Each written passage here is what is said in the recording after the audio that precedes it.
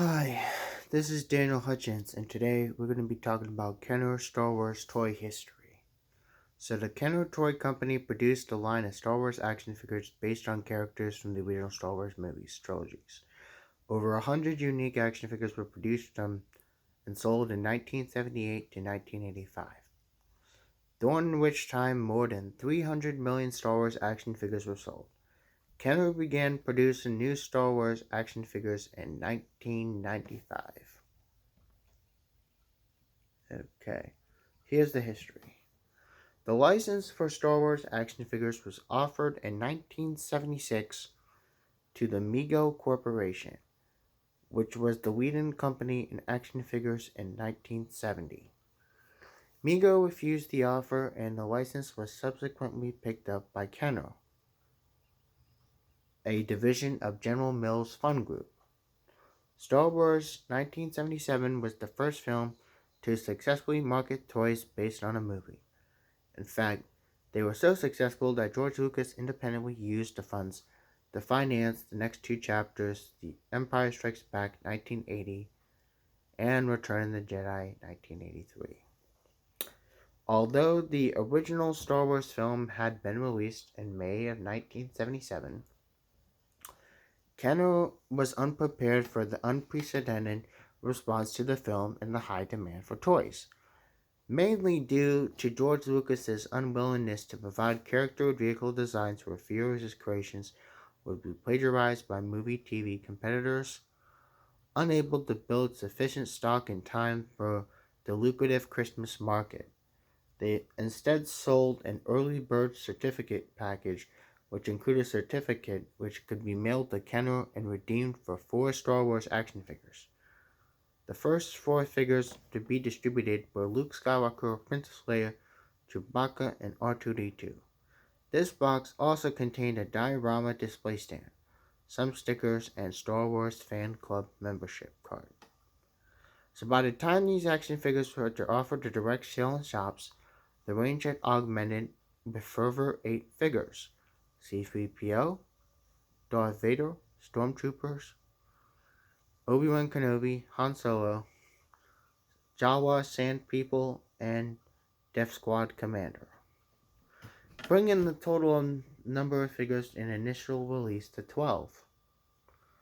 These were supplemented later in 1978 with a number of vehicle and playset accessories, as well as J.C. Penney exclusive Sonic controlled land speeder and Sears exclusive Cantina Adventure playset, which introduced 4 new figures. Okay, so the 4 figures that were first brought out in the Sears Cantina set were released for individual sale with further 4 figures later in 1978, bringing the total number of figures to 20. Demand for action figures and accessories was such that Kenner continued to have difficulty fulfilling demand. Shortages of toys in the lead up to Christmas 1978 led some to claim that Kenner was deliberately manipulating the market. Sales of Kenner's Star Wars range in 1978 reached 40 million units, accounting for revenue of $100 million. Anticipation of the release of the sequel movie, The Empire Strikes Back, Kenner offered its first mail-in promotion, which 4 proof of purchases could be redeemed for a new action figure, Boba Fett. This figure was originally intended to feature a backpack with a firing missile, but was abandoned due to safety concerns. Similar mail-in promotions were periodically offered up through 1984. Sales in 1979 again topped $100 million. Kenner continued to introduce waves of action figures from sequels, and in 1984, the year following the release of the movie Return of the Jedi, the range totaled up to 79 unique character designs, not including the retired versions of R2-D2 and C-3PO. In 1985, the figure range was renamed Power of the Force, in which further 15 figures were released. 2 further ranges of Star Wars action figures were also released, based on the animated series Star Wars Droids and Star Wars Ewoks. The droids range comprised 12 figures, 2 of which are identical to figures of the main Star Wars line, and the Ewoks line comprised 6 figures. By mid-1985, the demand for Star Wars merchandise had slowed and Kenner discontinued production of its action figures. However, Kenner would produce the new line of Star Wars toys which began in 1995. Description: the Star Wars action figures were plastic, usually modeled in 4 inches, 10 centimeters, and typically posable at 5 points of the body. But there are differences and unique qualities in the individual figures that depart from these norms.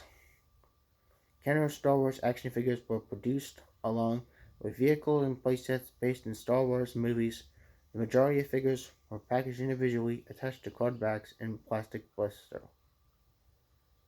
List of Kenner Star Wars action figures is also online. I'm not going to list them just for sake of time. And there are different figure variations due to some higher prices in collector market due to relative scarcity. During the Empire Strikes Back run, the R2-D2 figure was altered to include an extendable sensor scope. Similarly, C-3PO was resculpted with movable limbs. In 1985, R2-D2 was again altered to feature a pop-up lightsaber. Both the removable limb C-3PO and pop-up lightsaber R2-D2 were offered with alternate paint detailing and droid range. The lightsaber wielding characters usually featured a double telescope and sable mechanism. This was changed to a single telescoping mechanism early in 1978. As the Luke Skywalker figure was part of the early bird promotion, proportionally more of these were released in double telescoping mechanisms, while double telescoping Ben, Obi-Wan Kenobi, and Darth Vader figures were comparatively more rare and sought after. The series exclusive Katina Adventure playset contained 4 figures. The Snaggletooth figure initially wears a blue outfit with silver disco style boots and about the same size as Luke and Han figures. Upon George Lucas' request, the blue Snaggletooth was subsequently corrected to represent the character that actually featured in the movie. Resculpted shorter barefoot red outfitted figure was released.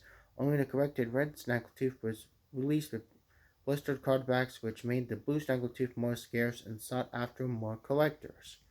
Early Han Solo figures have somewhat diminutive head sculpt. This was later replaced by a larger sculpt.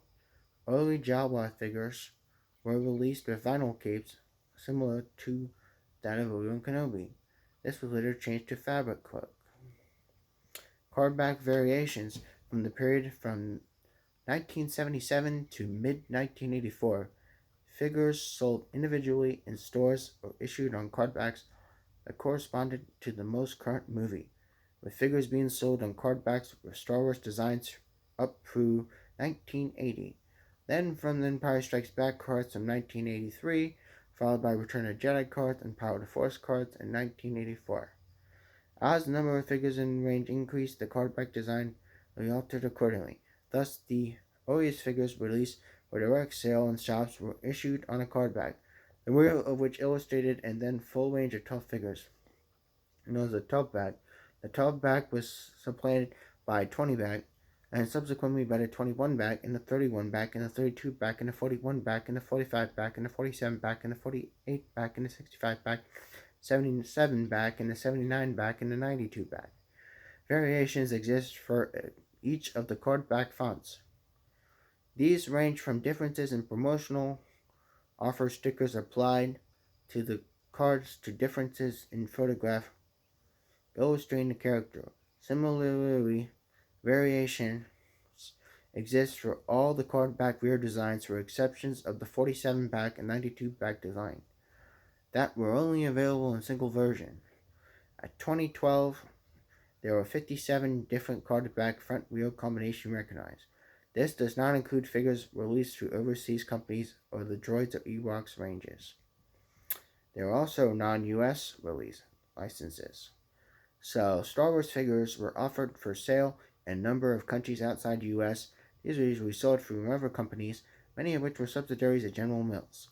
In the UK, Star Wars licensed was held by Palitoy, which imported the figures and packaged them in the UK and Palitoy branded card backs. Analogous arrangements were in place in Spain, company PB and Polk in France, and Meccano and Benelux countries with Clipper in Germany and Parker in Italy, with Harbor in Scandinavia, and Rio Playmix.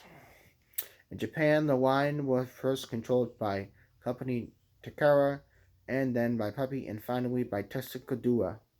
The license was acquired in Australia by Toll Toys, while in Mexico it was held by Louis Liddy, in Brazil by Glasslight. In certain cases, figures produced by the non-US licensed companies are substantially different from those sold by Kenner.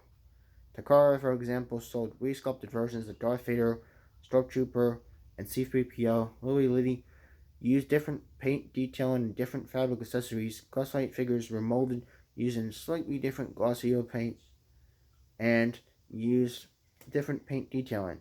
Glasslight droids range are notable in that which included character VFX and not been used in other countries. The VFX figure was prototyped for the Kenner line but never made in the past of being mocked up on a card.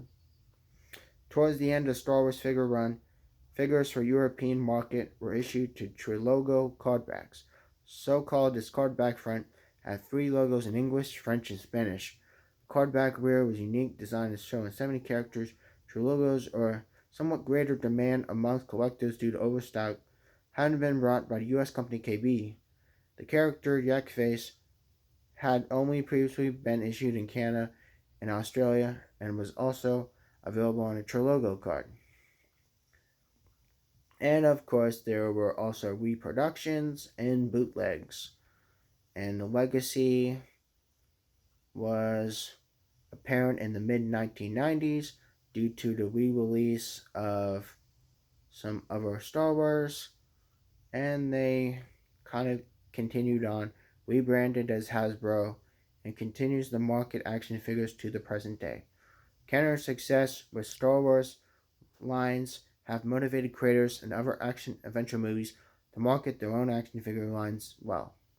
Popular culture, there were other figures and stuff that came out as well.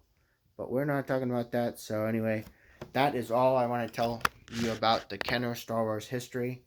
And if you guys like this content, please hit a thumbs up. And you guys have a nice day. Bye.